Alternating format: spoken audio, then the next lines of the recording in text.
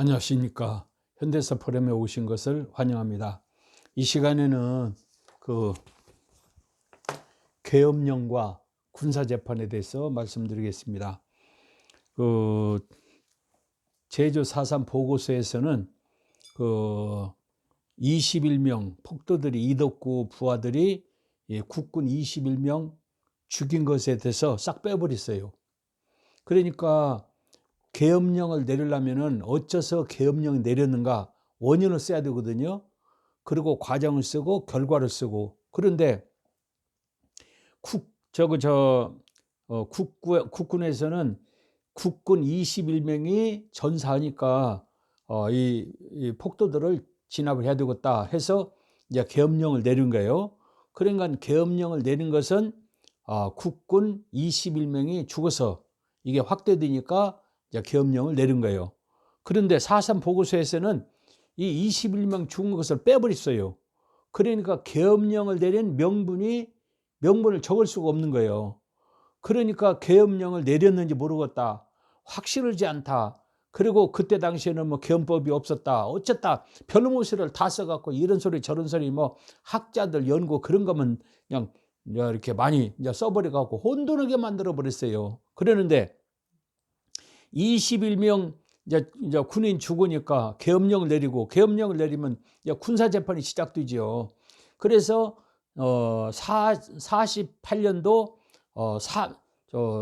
47년도 이렇게 상계리 사건 2명 그것부터 재판이 시작되고 그다음에 이제 48년도 이렇게 500명 잡은 중에서 260명 재판은 다 일반 재판이 하고 그리고 48년도 이렇게 박진경이가 잡아가지고 재판에 넘긴 것도 다 일반 재판이었는데 48년도 11월 17일 계엄령이 내린 후부터는 군사재판을 한 거예요.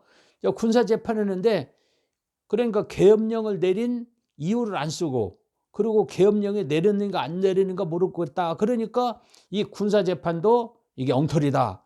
그래가지고 평화공원에 이렇게 전시원 중에서 처음 할 때는 어마어마하게 명단을 쫙 내리면서 2,500명이 군사재판했는데 이 군사재판은 엉터리다. 쫙 내려가지고 그거 보는 사람으로 하여금 이승만 정부를 그냥 아주 규탄하게 만들어 버렸어요. 그런데 계속 가서 항의하니까 요즘에는 그거 다 빼버렸더라고요. 하여튼 그러면서 이제 군사재판 한 것을 다 이제 문제로 삼고 떠들고 시끄럽게 하는데 군사재판에서 전부 다 1954년도 이렇게 진압군이 이제 발표를 했을 때 1957년 4월 3일 날 이렇게 경찰이 발표에 의하면은 이제 동도자, 협조자 및 이제 공비, 폭도라는 사람들을 잡았는데 7,893명을 이제 잡아서 처벌했다 그랬어요. 이제 제주신보 57년도 4월 3일자 4.3을 말한다 2권 104쪽 대검찰청 좌익실록 379쪽에서 430쪽 유격대 전사자 7,895명이라 이랬어요. 생포가 7,000명 그리고 귀순자 2,000명 합 16,950명으로 정부가 발표했어요. 근데 설면석은 뭐 강연을 떠보니까 3만 명을 주겠다 그랬더라고요. 정부 발표가 16,950명이에요. 그리고 양정훈이가 쓴 그 4.3 말한다 거기서도 다 이렇게 쓰고 그랬는데 세상에 3만 명을 주겠다. 제주도는 학살터다. 이승만 정부는 학살 정부다. 이승만은 살인자다. 이렇게 공격을 하는 거예요. 이게 있을 수가 없는 이야기죠. 국군은 180명이 전사하고 경찰은 153명이 전사하고 우익과 양명은 1,515명, 한 1,600명이 이제 폭도들에 의해서 죽은 거예요. 이게 이제 57년도 발표예요. 그런데 이 4.3 보고서에서는 폭도는 19명밖에 없대요. 국군이 186명이 죽었는데 186명을 죽이려면 적어도 국군 한 사람한테 적어도 3명 내지 4명, 10명이 달라들어야 이제 폭도가 국군 하나를 죽이는데 이렇게 19명밖에 없다는 거예요. 그러면은 186명과 경찰 153명을 어떻게 죽일 수가 있습니까?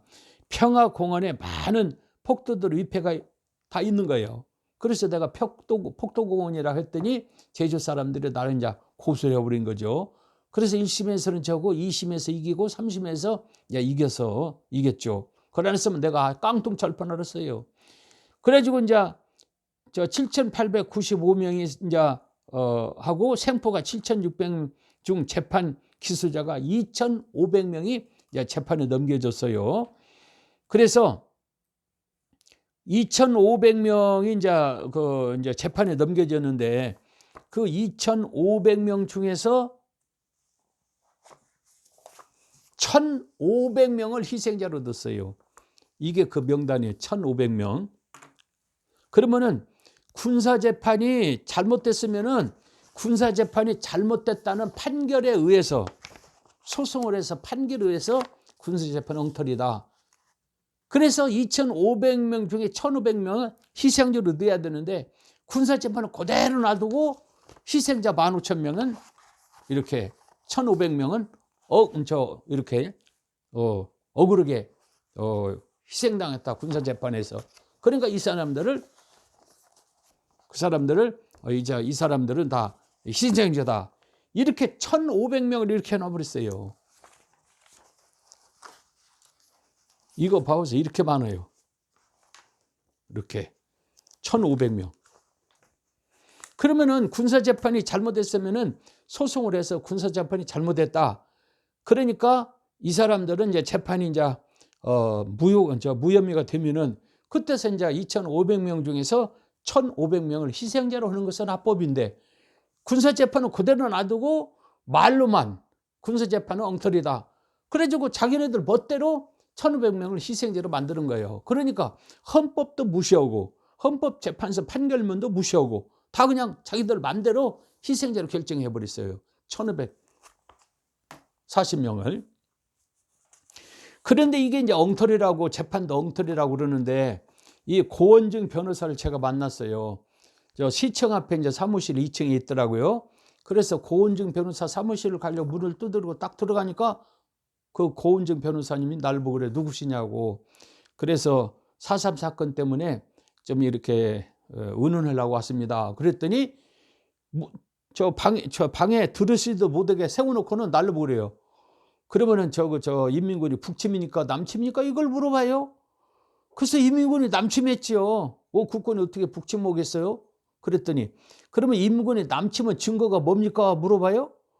인민군 3사단이 6월 25일 날 11시에 포천 딱 점령한 것이 저 인민군이 남침은 증거고, 인민군 3사단이 이영우 소장이 100대 전차를 가지고 38설 영종교를 넘어서 포천 의정부가 설까지 그냥 점령해버린 것이 인민군이 남침한 것입니다. 그랬더니 깜짝 놀라요, 고현정 변호사가.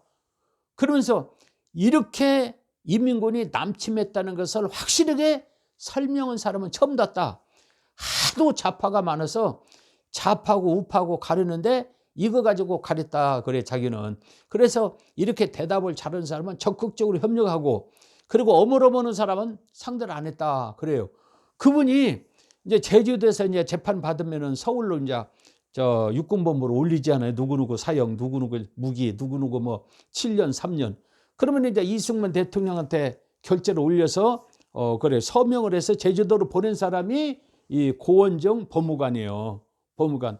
그리고 박정희 때 15대 법무장관도 하고, 그분이 재판을 정식으로 잘 해서 이승만 대통령한테 결재 맞아서 그리고 제주도로 돌려보냈다. 이렇게 저거 공정을 다 해준 거예요. 그런데 이게 전부 다 엉터리를 했다는 거예요. 이게 이런 게 다. 그리고 이것은 이제 제주 법원에서 이제 나온 거예요.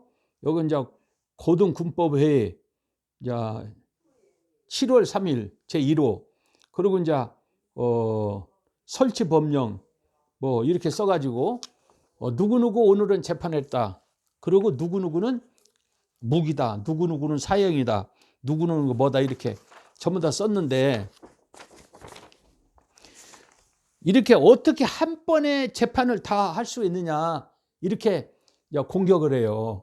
재판에서 한 사람 한 사람 해야지 이렇게 많은 사람 한 번에 다 할 수 있냐. 그런데 체포해 가지고 이제 뭐 20명, 30명, 100명을 군인이 체포했다. 그러면 그 사람들 똑같이 잡아 가지고 조사해 가지고 검찰청에서 이제 법원으로 넘기죠. 그때 똑같은 장소에서 똑같은 시간에 똑같은 죄로 이렇게 반란 일으켜다가 체포했기 때문에 죄목은 똑같으니까 100명이고 200명이고 똑같이 재판해서 군사재판으로 넘길 수 있죠. 그래서 판결이 사형, 몇 명 누구누구 이렇게 한병선 연대장이 다 보고를 했어요. 누구누구 2530명을. 그랬는데 이것이 전부 다 가짜로 했다는 거예요. 잘못했다는 거예요. 그래가지고 2500명 중에서 1500명을 이렇게 희생자로 넣는데 이것은 안 되는 거죠. 1500명은 국권하고 싸우다가 잡힌 사람들이 2500명은. 그러니까 이 사람들을 희생자로 넣는 것은 안 되는 거죠. 그래서 1500명은 희생자는 안 된다 하고, 그 다음에 2011년 제가 조선일보고 동아일보다가 광고를 냈어요. 광고비가 조선일보가 900만 원, 동아일보가 800만 원, 그러니까 1700만 원 주고 광고를 냈어요.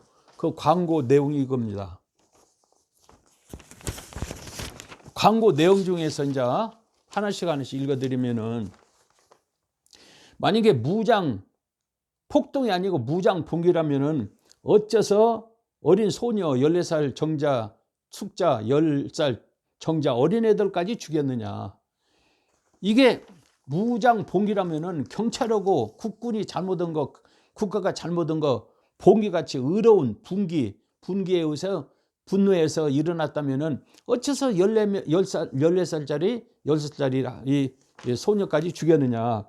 두 번째, 만약에 무장 봉기라면은 대한민국 선거는 50선거는 반대고 8.15 선거를 지지했느냐. 그리고 만약에 무장 봉기라면 이덕구가 대한민국에 선전포고한 것을 보고서에 넣어야 되는데 왜 보고서에 뺐느냐. 뺀 이유가 뭐냐. 그리고 이덕구가 600명을 데렸고 점심 먹는 육중대, 한림면에 주둔한 육중대를 이제 공격해서 하루에 21명 죽었는데 그걸 왜 보고서에 넣어야지 뺐느냐. 그리고 구연단에서 강연소위가 반란 일으켰는데 그런 것은 넣어야지 왜 뺐느냐. 그리고 11월 17일 계엄령을 선포를 했는데 계엄령 선포한 이유를 써야 될 것 아니냐. 그리고 계엄령을 선포했다. 그랬는데 이유도 안 쓰고 계엄령이 있었는지 없었는지 모르겠다. 그렇게 했느냐. 그리고 4.3 폭동은 김달삼, 이덕구, 김현 이런 폭도들에 의해서 일어난 사건인데 이 사람들에 대해서는 전혀 말 한마디 없이 이승만 국군 경찰만 나쁜 놈이다 규탄했느냐. 이유가 뭐냐. 답변을 하라. 2011년에 11월 1일 날 이렇게 광고를 냈어요. 근데 지금까지 답변이 없잖아요. 답변이 없다는 것은 이 반박을 안 한다는 것은 이걸 다 인정한다 그 말입니다. 그래가지고 지금 이렇게 14,000명 희생자다. 그래서 이 사람들 돈 달라 해가지고 1조 3천억을 예산을 세워서 올해 3월 달에 이제 3월 달부터 돈이 9천만 원씩 이제 돈이 나가려고 그래요. 어떻게 세상이 이럴 수가 있어요? 그래서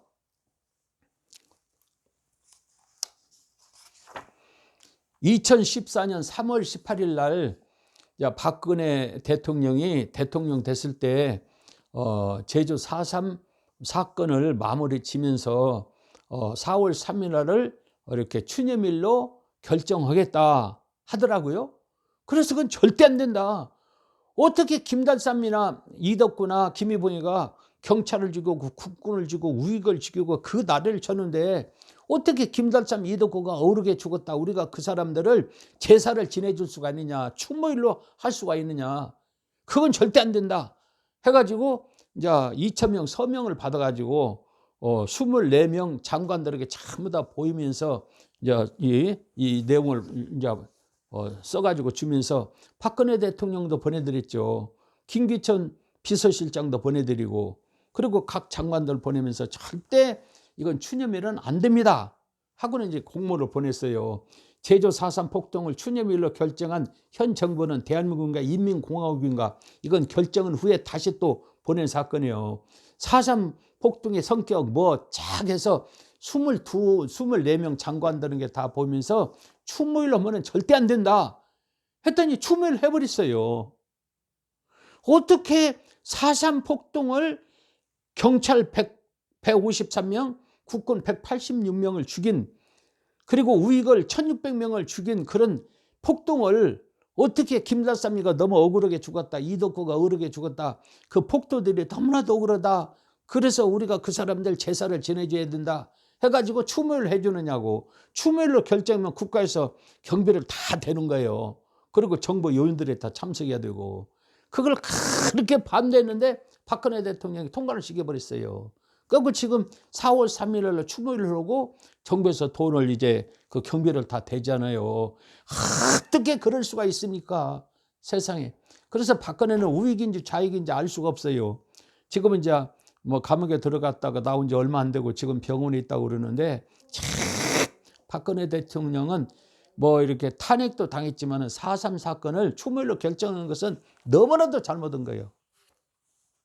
그리고 그 장관들도 그거 안 됩니다. 그래야 되는데 안 됩니다 하고 사표낸 사람이 한 사람도 없어요. 그러니까 다 똑같은 사람들 그러니까 알고 보면은. 그리고 이제 4.3에 대해서 학자들이 우익이 많이 해야 돼요. 좌파들은 학자들이 현대사 학자들이 많잖아요. 그 고려대학교 최장집, 연세대학교 박윤미, 서울대학교 백낙천, 그리고 이제 성균대학교 서중서, 그다음에 이제 외국어대학 이장희, 그리고 동국대학교 강정구, 뭐 기르성 같은 사람들 한 20명이에요. 그리고 좌파 교수가 650명이에요. 근데 우익은 한 명도 없잖아요. 누가 있어요? 여러분 이야기를 해보세요. 시청자 여러분들이 추천 한번 해보세요. 우익에 학자가 누가 있는가? 참, 학자가 현대사 학자가 없는 것은 이건 너무 기가 막힌 일이에요. 그러니까 우익에서 학자를 길러야 되는데 서울 시내 전국에 큰 교회가 많잖아요. 그러면은 장학금을 줘서 학자를 길렀으면은 10년, 20년 되면 지금 다 기르성 같은 학자가 될 건데 교회에서 학자를 한 사람도 안 길렀잖아요. 그렇게 학자를 길러자고 그렇게 장학금 300만 대학원 가면 3천만 원 그리고 박사학위 받으면 5천만 원씩 장학금 줘서 어쩌다 학자를 막 30명, 40명씩 길러자고 그래도 한 명도 안 길르잖아요. 그러니까 교회는 사회에 대해서 아주 관심이 없어요. 세상에 빛이 되라. 세상에 소금이 되라. 근데 무슨 빛이 되고 무슨 소금이 됩니까? 관심이 없어요. 이런 사건에 대해서도 서명하라고 하면 서명도 안 해줘요. 그러니까 학자가 없으니까 역사적으로 뭐 상대가 안 되잖아요. 지금 이제 고등학교 3학년 역사 교과서를 쓸 수 있는 실력이 있는 사람이 좌파는 300명이 넘어요. 그런데 우익은 20명도 안 돼요. 그러니까 교과서를 만들 수가 없어요. 그러니까 우익 청년들은 어쨌든 현대사를 공부를 열심히 해서 먼저 교과서부터 만들어야 돼요. 근데 교과서를 못 만들잖아요. 실력이 있는 사람이 없으니까. 우익은 뭐 그냥 출판사 6개가 다 그냥 기레서 같은 사람들을 다 이렇게 채용해가지고 교과서를 만들어내잖아요. 그러니까 우익은 좌파를 이길 수가 없어요. 역사적에서부터 이제 이렇게 감당을 못하니까 지금이라도 늦었다고 그래도 지금이라도 학자를 기르고 젊은이들을 기르고 그래야 되겠죠. 참 너무 이렇게 우익은 참 많이 유튜브 보시는 분들이 많더라고. 저 우익은요. 그러면은 역사를 전문적으로 연구해서 4.3도 가르치고 6.25도 가르치고 그리고 이제 14년대 반란도 가르치고 그래야 되는데 지금 뭐 좌파에서는 뭐 김영우 가장 떠들고 다니잖아요.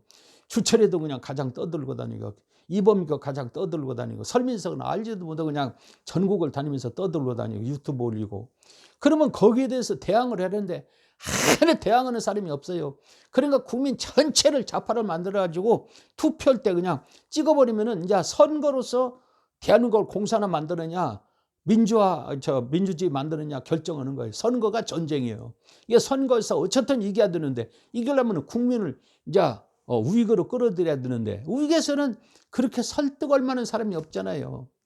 우익에서는 누가 이렇게 역사를 잘 설명해 가지고 그 사람들을 강요하는 것이 아니다 해 가지고 이렇게 젊은이들 길러내야 되는데 하도 고집 부리고 엉뚱한 소리 하고 그리고 자기 주장만 내세우고 그리고 너무 아집이 강하고 그러니까 꼴통이라고 그러잖아요. 그래서 우익 말은 듣지를 않아요. 저 사람들은 정신 이상자다, 꼴통이다 해가지고 참 앞으로 이렇게 대한민국을 정상적으로 이렇게 이끌어 가려면은 이 우익들 역사부터 바꿔야, 역사관부터 바꿔야 되고 너무 편견과 그다음에 아집을 버려야 돼요. 그리고 역사를 연구하고 그리고 말을 하더라도 한마디를 하더라도 근거를 대서 정확하게 설명을 하고 그래야 되는데 그것도 없이 막 고함 지르고 아집하고 일베 애가 떠드는 거 보면은 참 한심스러워요. 오늘은 여기까지 하고 끝나겠습니다. 대단히 감사합니다.